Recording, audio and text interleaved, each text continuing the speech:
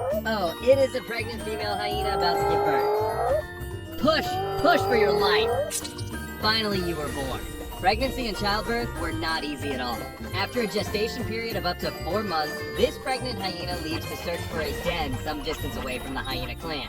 It is usually a cave or den for another wild animal, or she may have to dig it herself. Death during childbirth is a possibility, as the reproductive organ from which you emerge is very narrow and resembles a penis. Actually, it is called a pseudopenis. Therefore, it is possible that you will get stuck and not be able to get out, so you will suffocate and die. And this may be dangerous for the mother as well. Also, your large size and weight at birth, which reaches about 1.5 kilograms, which is the largest of the cubs compared to the size of the mother among all other carnivorous animals, does not make the process easy. The mother's reproductive organ is partially torn to facilitate the birth process. And finally, it is done.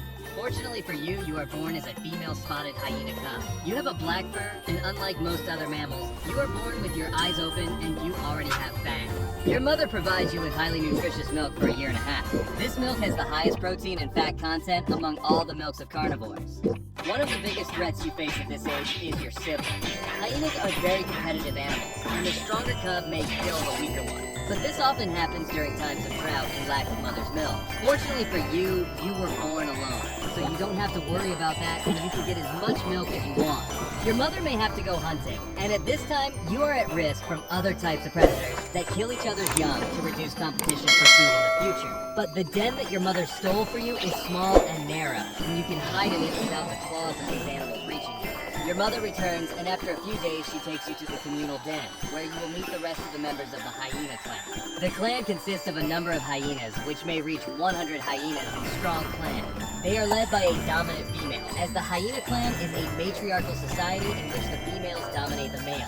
This is because the females are larger and can weigh between 65 and 75 kilograms.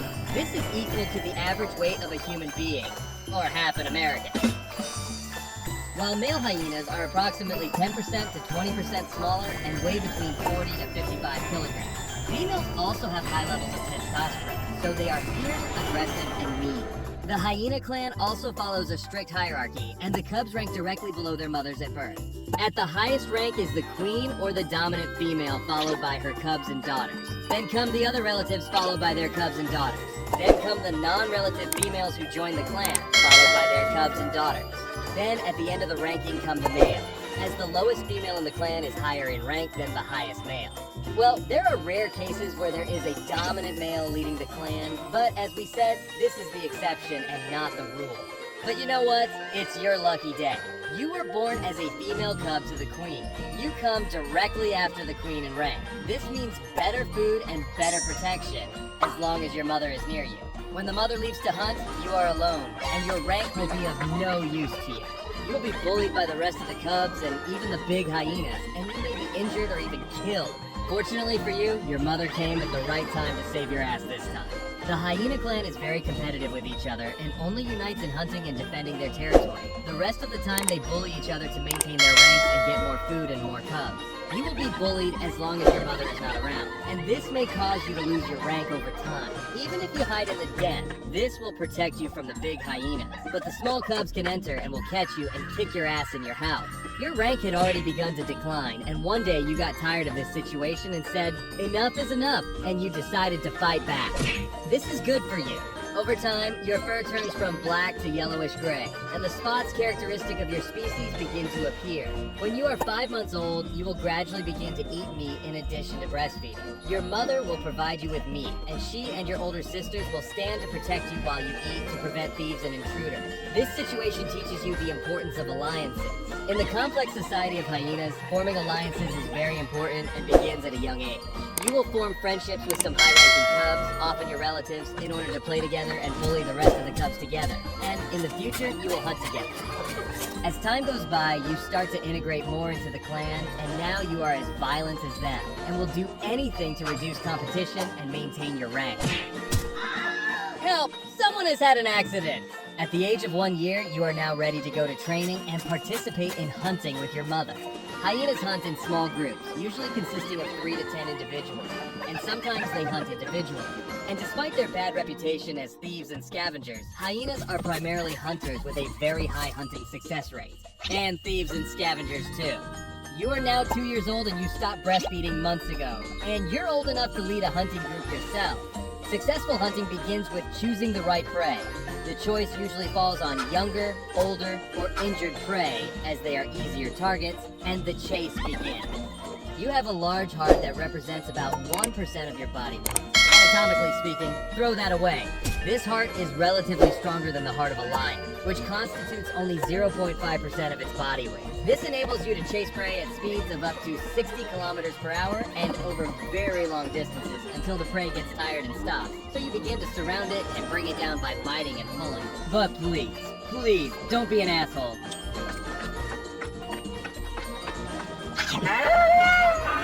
I think this is not an option for you. One of the things that gives hyenas a bad reputation is that they begin eating their prey while it is alive. They are not like lions or other felidae that strangle and kill their prey before they begin to eat it. Damn, that's harsh in my opinion. Hyenas do not waste any part of their prey, even bones. You have a very strong jaw that enables you to crush and break bones with a powerful bite that is considered one of the strongest bites among all mammals. Stronger than lions, tigers, and bears. Also, you have a strong stomach and very concentrated stomach acid, whose concentration ranges between 1 and 2 pH. This enables you to digest the toughest foods and bones and extract nutrients from them. To the point that most of the time, hyena feces are white balls that contain no wasted nutrients except calcium in excess of the body's need. You can even take it and write with it like chalk. This stomach and strong acids also enable you to eat decomposing carcasses without infecting you with diseases that might affect other predatory animals if they ate them. Sometimes you may be exploitative and steal other animals' prey, but contrary to what is expected, most of the time the opposite is what happens, as lions and wild dogs steal from hyenas more than hyenas steal from them. On your way back, don't forget to patrol, put marks, and define your territories with a white gelatinous substance with a strong smell secreted by anal glands called hyena butter. You stick it to the stems of grass and bushes along the borders of your territory. Hyena clans usually do not enter the lands of other clans except in times of drought, and this is not out of respect, but rather out of fear. The smell of this substance is not only distinctive for each hyena clan, but is distinctive for every individual in the same clan and is used to identify each other. Mind-blowing, right? For example, hyenas greet each other by raising their feet to allow each other to smell and lick each other's genitals. This behavior is like presenting your CV or profile through which the hyenas know your gender, age, affiliation, mood, social status, and sexual status. But smell is not the only way to communicate with each other. In addition to your common name, spotted hyena, and your funny scientific name, crocuta, you are also called the laughing hyena because of the sounds you make, which are far from laughter. The spotted hyena has a wide vocal range and multiple physical movements through which it communicates, with sounds ranging from shouts, rapid shouts, grunts, groans, low laughs, screams, growls, soft laughs, loud laughs, moans, soft squeals, and others. When you reach puberty at the age of 2.5 to 3 years, this will not make a big difference to you as a female. You will remain in the clan, hunting, mating, giving birth, raising cubs, and such things. But if you are a male, then the happy days are over for you and life is about to take a completely different turn. Before puberty, if you are a male, you will begin to spend more time on the borders of the territory, away from the clan. And when you reach puberty, you either remain in this state or choose to leave your natal clan, which is what often happens because most of the females in the clan are your relatives and they do not prefer inbreeding. So believe it or not, male hyenas leave in search of love. Well, actually they are looking for mating, but these are just details. You will roam the lands relying on your keen senses and the hunting skills you learned while in the clan to survive. You will eat anything you can get from birds, small animals, or even rotting corpses. At the same time, you avoid confrontation with other animals, because the lone hyena is weak and in constant danger. Therefore, you make a very dangerous decision. Either you approach a group of roaming males like you and hope that they accept you, or you try to enter the territory of another clan and try to join them. But this is very dangerous because they may kill you before you even introduce yourself. When you reach the new clan's den, you approach slowly and bow your head as a sign of submission. It seems that you are not submissive enough. This is not enough either. The dominant female approaches you and you greet her, putting your vital organs and stomach at risk as a sign of good faith. Congratulations! It seems that you have been accepted into the new clan, and since you are a male and a newly joined member, you are at the bottom of the hierarchy and have the lowest rank. You will be bullied by all clan members, including the cubs, and you will not be able to defend yourself.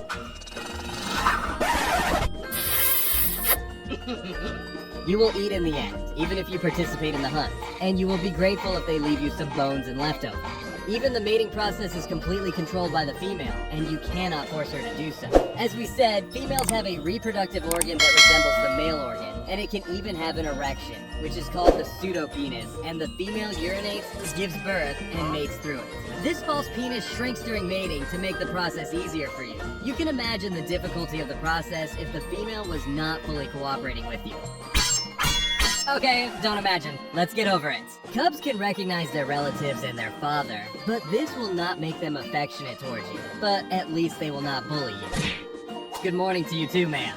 As a result of mistreatment, poor nutrition, and your constant eating of bones and bad foods, your teeth break and your condition quickly worsens.